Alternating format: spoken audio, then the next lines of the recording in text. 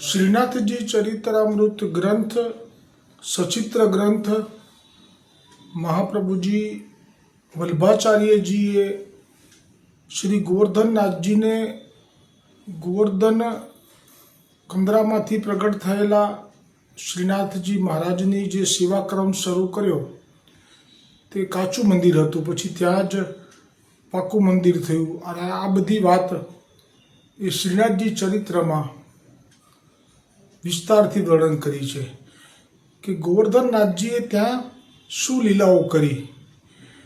आ लाभ हरिरायजीए प्रगट कर्यो छे अने तेमां हवे गोवर्धन पर्वत उपरथी जे आपणे लीलाओ करी ते हवे आजथी बस एक के बे प्रसंगमां हवे गोवर्धन पर्वत अने व्रज ए बेनो त्याग करी अने आप एक नानकड़ा रथमां बिराजी समस्त वल्लभकुल वहुजी बेटीजी सेवको आपनी जे गायो छे ते बधा सहित हवे प्रयाण करशे। ते प्रसंग हवे बस शरू थवा जई रह्यो छे। ते पण लीलाओ अनूठी छे। मार्गमां जे थई छे ते अने त्यां पहोंच्या पछी जे थई छे नाथद्वारामां हाल जे बिराजे छे त्यां पण जे लीला थई छे तेनुं पण वर्णन ज्यां सुधी हरिरायजी भूतल पर बिराज्या ते दरमियान सुधीनी लीलाओनुं वर्णन आपणने प्राप्त थवा जई रह्युं छे। गईकाले प्रसंग आवेलो हतो कि गोसाईजीना जयेश लालन गिरधरजीने गोवर्धन नाथजीए कह्युं कि तमे तमारा बधायना निधि स्वरूपोने गोवर्धन पर्वत पर अमारी सन्मुख पधरावो अने अन्नकूटनो उत्सव करो। गिरधरजीए आ ज आज्ञाने श्री गोसाईजीने जणावी। श्री गोसाईजीए नेत्रो बंद करी अने खोल्या एटले के गोसाईजीए कह्युं कि श्रीनाथजी जे इच्छे ए ज थाय, एमने इच्छाने कोण बाद करी शके, एटલું જ बोल्या। पण शुं इच्छा करी गोवर्धननाथजीए ए गिरधरजी आपना जयेश लालनने पण न जताव्युं अने पछी जे आज्ञा थई ते मुजब आपे गोवर्धन तलेटीमां साते स्वरूपोने हवे पधराववा माटे 7 स्थान सिद्ध कर्या, काचा पाका टेम्पररी, कारण के अन्नकूट पूरतुं ज पधरावाना हता ए सिद्ध कर्या। अने हवे ते दरमियानमा हजी तो अन्नकूट तो थयो नथी, आजे थशे, प्रसंग आवशे तो अन्नकूट थाय ए पहेला वचगाळामां जन्माष्टमीनो उत्सव व्रजमां अने गोकुलमां गोसाईजी मध्यरात्रिए जन्मोत्सवनो दर्शन करावी रह्या हता। ते गई वखते गईकाले जे प्रसंग आव्यो एमां महामहोत्सव जन्माष्टमीनो अने ए पण श्री गोकुलमां कि ज्यां खरेखर ज ठाकुरजीए प्रगट थई अने लीलाओ करी हती, बाळ लीलाओ। ए ज स्थान श्री गोसाईजीए अर्धरात्रिना समये जन्मना दर्शन कराव्या। श्री नवनीत प्रियाजीने पलनामां पधरावीने झुलाव्या। ते वखते साते लालजीओ चौकमां पधार्या। बहुत दुर्लभ आ प्रसंग थई रह्यो छे अने हल्दी मिश्रित दहीनो कादव उछाळवामां आव्यो। सहु नाचवा लाग्या। वच्चे वल्लभ कुलने राखीने गोળ फरता वैष्णवोए नंद घेर आनंद भयोनी धून मचावी।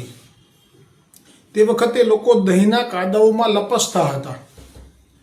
त्यारे वरसाद पण हतो। अचानक श्री गोसाईजीए दहीनो लोंदो एटले के हाथमां जेटલું દહીં માય જાડું ગઠ્ઠા જેવું એ આપે હાથમાં લઈ અને પરમાનંદ દાસના મુખ ઉપર ફેંક્યો। એટલે દુર્લભ લીલા કહું છું કે गोसाईजी आप द्विज तनमा आचार्य पदे छो એટલે આવી લીલા બહુ દુર્લભ છે। જન્માષ્ટમી આવે એટલે પછી આ પ્રેમે નાના મોટા ભેદ બધા ભૂલાઈ જતા રહે। એક આ ઉત્સવ એવો છે અને એક હોલી ખેલનો રશિયાનો ઉત્સવ એવો છે, એમાં પણ વલ્લભકુલ અને વૈષ્ણવો વચ્ચે ભેદ મટી જાય છે। ત્યાં તો ભેટવાની પણ છૂટ છે। આ લાભ મને પણ પ્રાપ્ત થયેલો છે આચાર્ય ચરણને આલિંગન કરવાનો રશિયા વખતે છેલ્લા દિવસે ડોલના દિવસે। અને એ જે એકબીજાના નંદોત્સવ વખતે એકબીજાના ખભા ઉપર હાથમાં હાથ રાખીને એકબીજાના ખભા ઉપર આમ હાથ પરોવીને પાંચ આ તરફ તો 5 પેલી તરફ એવી રીતે જે હેરી હે કરીને દોડે, આ બાજુથી એ 5 દોડે, એમાં વલ્લભકુલ બાળક પણ હોય અને વૈષ્ણવ પણ હોય એકબીજાના ખભા ઉપર. અતિ દુર્લભ લાભ છે આ. અને તે વખતે હેરી હે કરીને દોડે અને પછી ભેટી પડે એકબીજાને અથવા તો અથડાય અને આનંદ કરે. આ બધું અતિ દુર્લભ એવું અહીંયા પણ ગોકુલમાં થઈ રહ્યું છે. એ પણ 7 લાલાનો પણ આજે આ આનંદમાં સંમિલિત થઈ રહ્યા છે. અને જે હાથમાં દહીંનો લોંદો હતો એ પરમાનંદ દાસના મુખ ઉપર ફેંક્યો અને પરમાનંદ દાસ આંખ ફરથી દહીં દૂર કરે ત્યાં જ શ્રી ગુસાઈજી પરમાનંદ દાસનો હાથ પકડીને વચ્ચે ખેંચી ગયા અને ગુસાઈજી સહિત સૌ દહીંના કાદવમાં નાચવા લાગ્યા. ગુસાઈજી પણ નાચી રહ્યા છે. આપણને તો આ નેત્રો બંધ કરીને જો લાભ લઈએ તો જ મળે, કારણ કે આપણે જે સ્વરૂપ જોયું છે ધીર ગંભીર, જો કે આનંદ વિનોદ અને વચનામૃતમાં હાસ્યામૃત તો ક્ષણે ક્ષણે પ્રગટ થાય છે, એ રીતે નહીં, પણ નાચતા જોવા ગુસાઈજીને એ અત્યારે હરિરાયજીની કૃપાથી આપણે એનો લાભ લઈ શકીએ છીએ. અને રાત્રે સારંગ ન ગવાય છતાંય પ્રેમ પાસે નિયમ તોડી નાખ્યો અને આજે નંદરાય કે આનંદ ભયો જે સારંગમાં છે એ પરમાનંદદાસજીએ ગાયું. અને પછી પરમાનંદદાસજીને એવો તો આવેશ આવી ગયો, કારણ કે જ્યારે પ્રેમે નાના મોટા ભેદ ભૂલાઈ જાય પછી આમન્યા પણ તૂટી જાય, પછી ચરણ સ્પર્શ સુધીનો જ અધિકાર હતો અત્યાર સુધી, બાકીના કોઈ શ્રી અંગને પણ સ્પર્શ ના કરી શકાય આપણા પુષ્ટિ માર્ગમાં આચાર્યને. તો આ તો પરમાનંદદાસજીને તો જો આવી રીતે લોંદો એટલે જ ફેંક્યો કે એમને હૃદયમાં જે મનોરથ થશે આજે મનોરથ પૂરો કરવા માટે જાણે કે મોકળું મેદાન મળી ગયું. એટલે બહુ વખતથી એમના હૃદયમાં આવું મનોરથ અમે રાખી મૂક્યો હશે એવું માની લઈએ છીએ આપણે, કે જેથી કરીને ગુસાઈજીએ આવી રીતે એક તો મુખ ઉપર દહીંનો લોંદો નાખીને અને પછી શ્રી હસ્ત પકડીને અંદર ખેંચીને નાચવામાં સાથે આ જે લાભ આ પ્રાપ્ત થયો.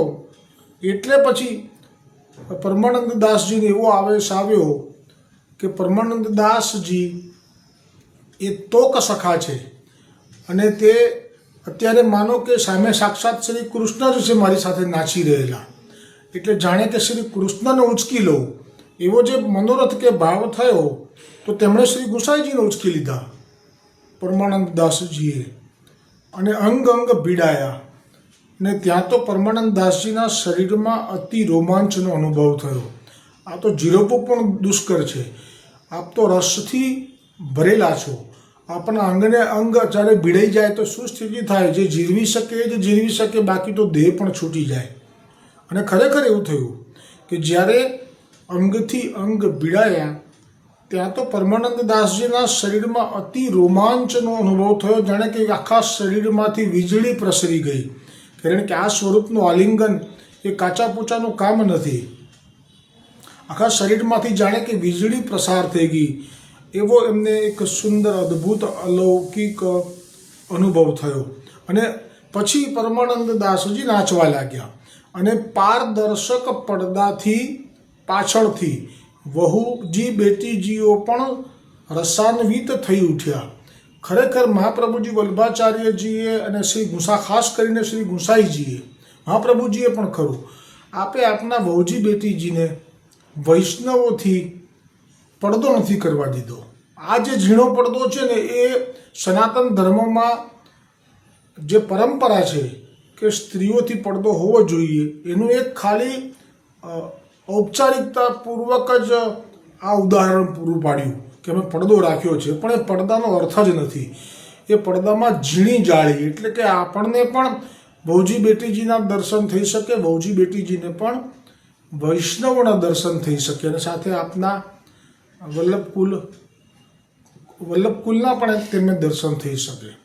એટલી બધી આપના હૃદયમાં વિશાળતા છે, આપને વિશ્વાસ છે કે અમારા વૈષ્ણવો છે એ અમારા વહુજી બેટીજી પ્રત્યે કેટલો સુંદર ભાવ ધરાવે છે. અને વહુજી બેટીજી માટે પણ આપ જાણે છે કે કેટલું વાત્સલ્ય છે વૈષ્ણવો માટે. આવા પ્રસંગ આવી ગયો નાગજી ભટ્ટજીમાં, શરૂઆતમાં જ ગુસાઈજીના સેવકમાં, કે કેવા એ રૂકમણી વહુજી માટેનો મનોરથ કરે છે કે આપ સાડી પહેરો, આપ યુગલ સ્વરૂપે હું આપના દર્શન કરું, પછી હું અહીંથી જાઉં.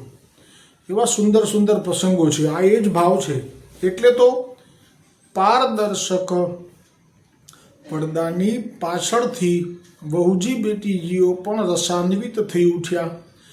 તે જ વખતે પરમાનંદ દાસજી અચાનક શ્રી ગુસાઈજીના ચરણોમાં બેશુદ્ધ થઈને પડ્યા. મેં કહ્યું ને, ગુસાઈજીના શરીરને ભીડવું માનો શ્રી કૃષ્ણને ભીડવા બરોબર છે. અને શ્રી કૃષ્ણને ભીડવું, મેં પહેલાં એક આવો લૌકિક દ્રષ્ટાંત આપ્યો હતો કે જ્યારે કોઈના લગ્ન થાય પછી તે જ્યારે હનીમૂન કરવા જાય તો જીવનમાં ક્યારેય પણ જ્યાં સુધી કુંવારા હોય ત્યાં સુધી તો આવો કોઈ અનુભવ તો થયો ના હોય, પણ લગ્ન થયા પછી તો એકબીજાને આલિંગન તો કરે. તો એ આલિંગન કરે તો એ આલિંગન થયા પછી જે લૌકિક વાસના છે એનો પણ જે અનુભવ ને એનો પણ જે આનંદ છે એ કેટલો બધો સમય રહેતો હોય છે. એ જે સમય હોય છે એ તો અનુભવની વાત છે. લગ્ન થયા પછીના થોડાક સમય સુધી, પછીનો તો ભૂલી જાઓ તમે. 2-5 વર્ષ થયા પછી તો બધું ભૂલી જાઓ. એ તો પ્રભુની કૃપા છે કે માયા છોડાવવા માટે આવું કરે છે. પણ એક વખત તો એ જે લૌકિક આલિંગન કરે, જે એક સાધારણ મળમૂત્રથી ભરેલા માનવ દેહ સાથે, સ્ત્રી હોય કે પુરુષ હોય, બંનેનો દેહ તો એવો જ છે. અને જો એને આ સ્થિતિ થાય છે કે એને એવો જ અંદરથી અહેસાસ રહે છે કે હજી અમારું આલિંગન તો ચાલુ જ છે, ભલે એ લોકો આલિંગનથી છૂટા પડી ગયા, પણ લૌકિક વાસના પણ જો આટલી અસર કરી જતી હોય તો આ ઠાકોરજીનો જે દેહ છે એ તો રસો વૈસહ છે. એમાં મળમૂત્ર નથી, પંચ મહાભૂત નથી, એ તો રસથી ભરેલો છે. અને એ જ્યારે જો આલિંગન કરી લે છે કોઈ સ્ત્રીને, તો પછી એ જે સ્ત્રી છે એ હવે જીવનભર બીજું કોઈનું આલિંગન ઈચ્છી શકતી નથી. એટલે પછી એ ભૂતલ પર પડેલા જે પેલા હતા પ્રયાગના સ્ત્રી પુરુષ, એ બંને લગ્ન કર્યા છતાંય બંને એવું નક્કી કર્યું કે આપણે એ સંબંધમાં અનુભવ નથી કરવો, કેમ કે એ તો બીજા, અને શબ્દો જે વાપર્યા છે કે એ તો બધા દેહમાં છે. કાગડા, કૂતરા અને જે નિમ્ન યોનિઓ છે એ લોકોને પણ આ સુખ તો મળે છે. આ સુખની જો મહત્વતા હોત તો મનુષ્યમાં જ હોત ને, એ લોકોને ન મળતું હોત. પણ એ લોકોને તો વિશેષ મળે છે. એ લોકોને તો વસ્ત્ર પણ નહીં પહેરવાના, એ લોકોને તો દિવસ કે રાત પણ નહીં જોવાની. એટલે કે આ તો બહુ જ બધામાં છે એમ કરી અને એને આપણે નથી ભોગવવું. આવું જે કહી શકે, કોણ કહી શકે? તો કે જેમણે આ આલિંગનનો અનુભવ કરેલો છે એ જ પછી આ લૌકિકમાં એમને તુચ્છ લાગે. આ છે પુષ્ટિ માર્ગની પરાકાષ્ઠા. જીવનભર એમણે એકબીજા માટે એ ભાવથી જોયા પણ નહીં કે સ્પર્શ પણ ના કર્યો. આજે પણ ઘણા છે આવા વૈષ્ણવો. એની પાછળ કંઈ એ વૈષ્ણવની અધિકતા નથી, એ વૈષ્ણવનું કોઈ સામર્થ્ય નથી, પણ એ વૈષ્ણવે કરેલો લીલાનો અનુભવ એ જ એને એટલું સંતુષ્ટ કરી નાખે. જેમ કે આ શ્રી કૃષ્ણને જ્યારે ગોપીને પ્રેમથી આલિંગન કરતા પ્રભુ, તો આલિંગન પછી શું સ્થિતિ થતી હશે એની? એ ઘરે ગયા પછી પણ એ કંઈ કામ કરતી હોય તો પણ એને એમ જ લાગે કે શ્રી કૃષ્ણ મારા હૃદય ઉપર છે, મારા બાહોપાસમાં છે હજી પણ. આ તો સ્વાભાવિક છે. અને એ પછી એની દશા જે હોય એનું કંઈ વર્ણન કેવી રીતે? એટલે તો ગોવિંદ સ્વામીએ 41માંથી જે પદ લીધું એમાં વેદ પુરાણ તે યહ બાત અગમ હૈ પ્રેમ કો ભેદ કો ન પાવે. અને આમાં પ્રેમનો ભેદ લખ્યું છે, વાસનાનો ભેદ નથી લખ્યો. વાસનાનો કોઈ ભેદ જ ના હોય. વાસના એટલે વાસના. જો કે પુષ્ટિ માર્ગમાં અને ભાગવતજીમાં પણ સુખદેવજીએ કહ્યું કે પરીક્ષિત, આમ તો લૌકિક વાસના બંધનમાં નાખનારી, નરકમાં નાખનારી છે, પણ પ્રભુ પરક તો કંઈ પણ હોય, વાસના પણ હોય, દ્વેષ હોય, રાગ હોય. શિશુપાલનું ઉદાહરણ આપ્યું, વેરભાવ, કંસનું ઉદાહરણ આપ્યું, એમાં વાસના પણ હોય.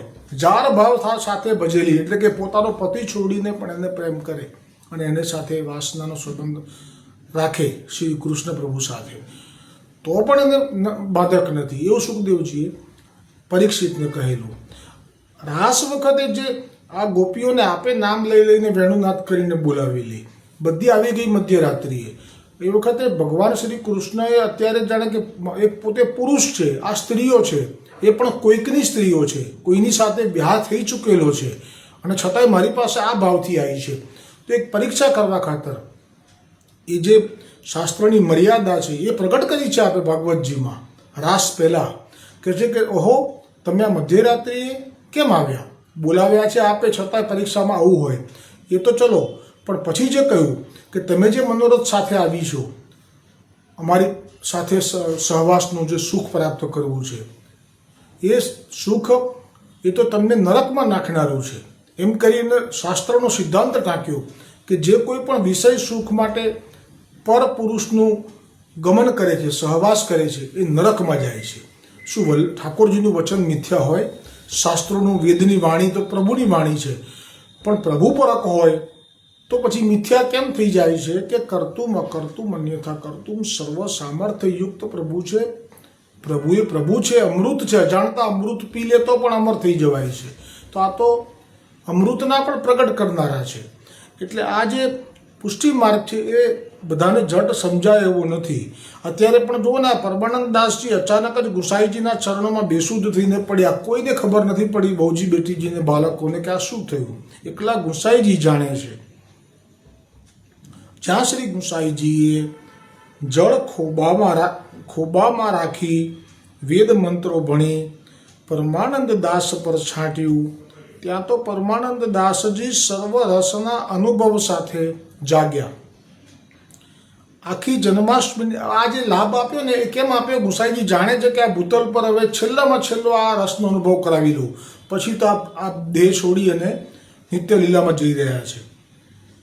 આખી જન્માષ્ટમીની રાત્રિ અદ્ભુત આનંદ સાથે પસાર થઈ.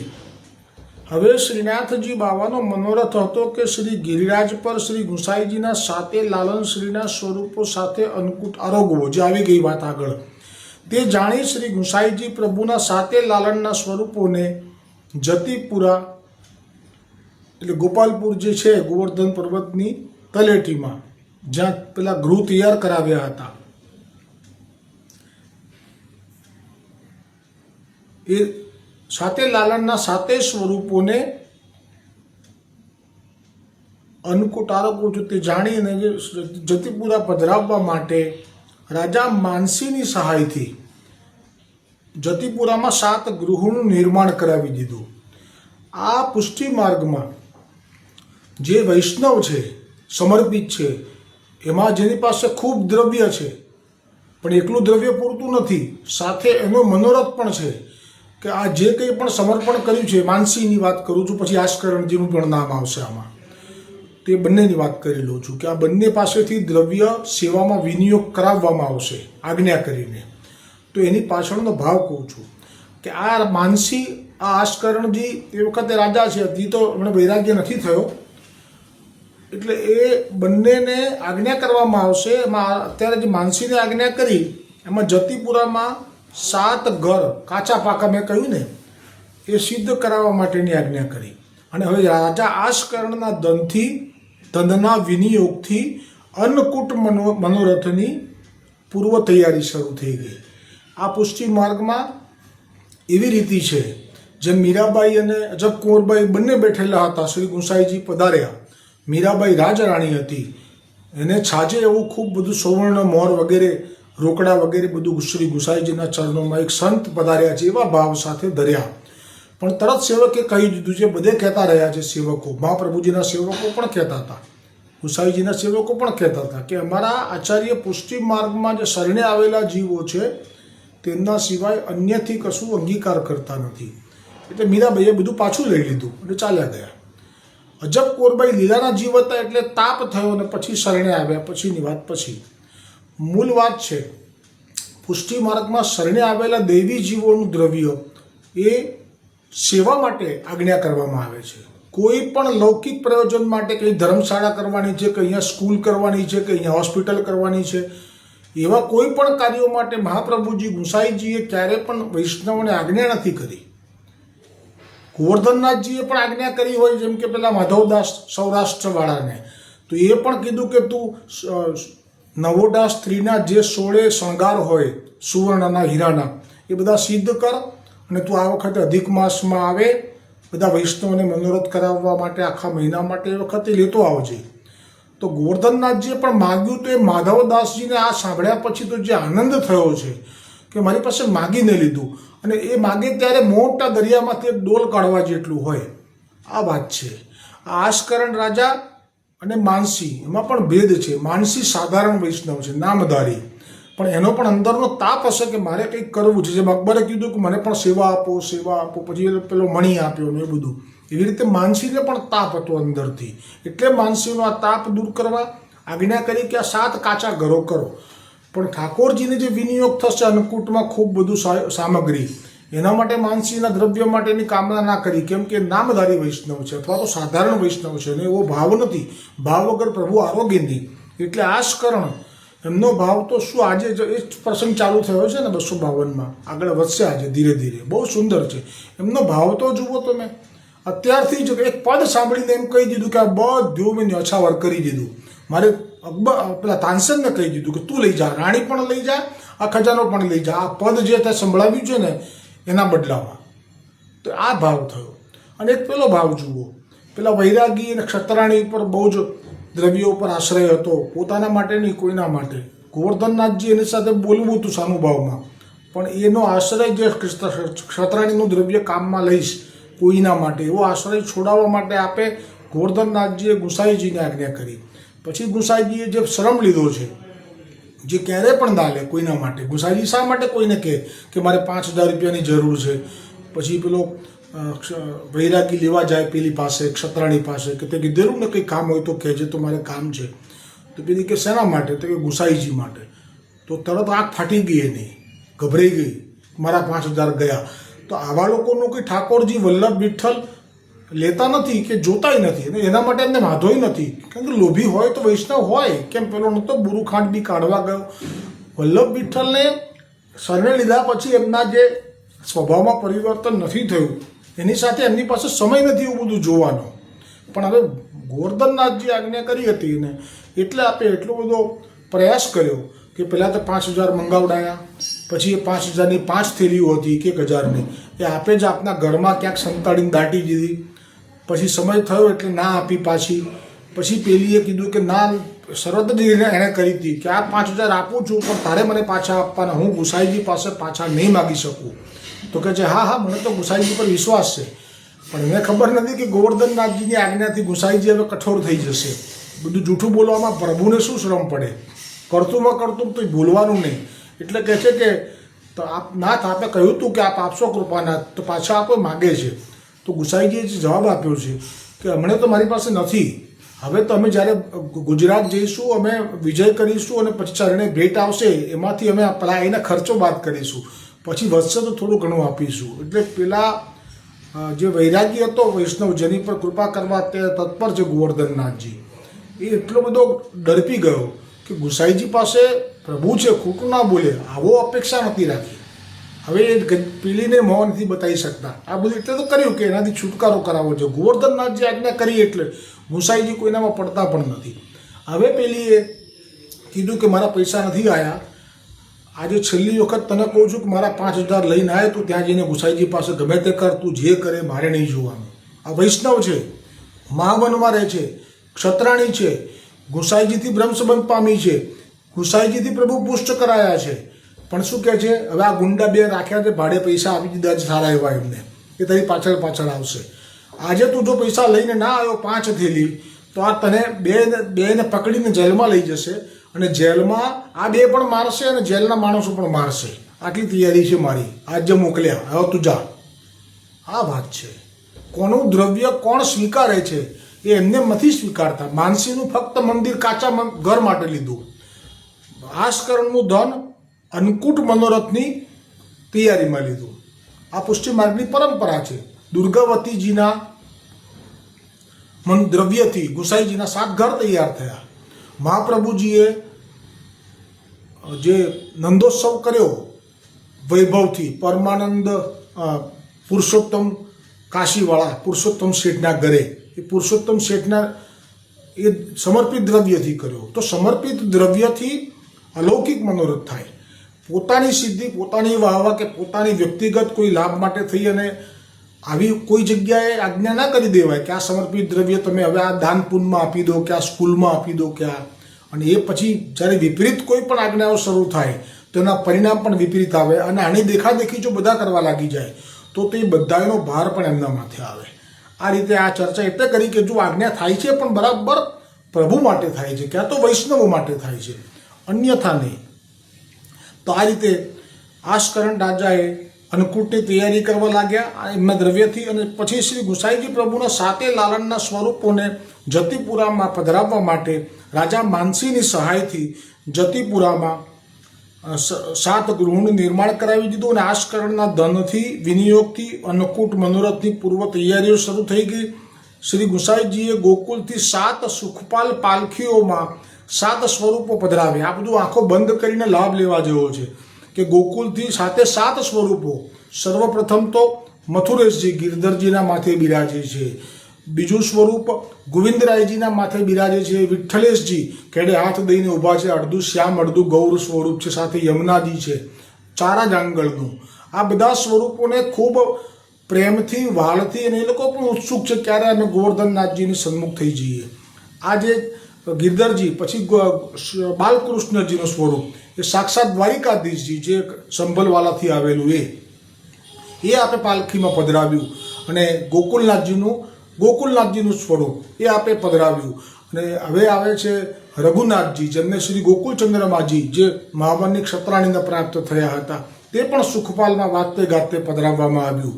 અને પછી આવે છે યદુનાથજી, જેમના માથે શ્રી બાલકૃષ્ણજી પધરાવેલા હતા, તે પધરાવવામાં આવ્યું. જે બી મહાપ્રભુજીને જનોઈથી વિટળીને પ્રગટ થયા હતા, જે સુરતમાં બિરાજે છે અત્યારે કે વડોદરામાં. અને આવે છે પછી ઘનશ્યામજી, એમના માથે મદન મોહન, જે યજ્ઞનારાયણ ભટ્ટ, જેમણે આ પેલો સોમયજ્ઞ પ્રથમ કર્યો અને જે પ્રગટ થઈને કહ્યું કે અમે તમારા વંશમાં, એ મદન મોહનજી. આ બધા સ્વરૂપોને વાંચતે ગાજતે સુખપાલમાં પધરાવવામાં આવ્યા છે. અને હવે જે આવશે એ જે નવા ઘરમાં ગોકુલથી ગોવર્ધન પર્વતની તલેટીમાં, એ પ્રસંગ કાલે આવશે. બોલો શ્રી ગોવર્ધનનાથ કી જય હો, શ્રીનાથજી ચરિત્રામૃત કી જય હો, હરિરાયજી મહાપ્રભુજી કી જય હો, શ્રી ગુસાઈજીના 7 લાલજીઓ અને 7 નિધિ સ્વરૂપોની જય હો.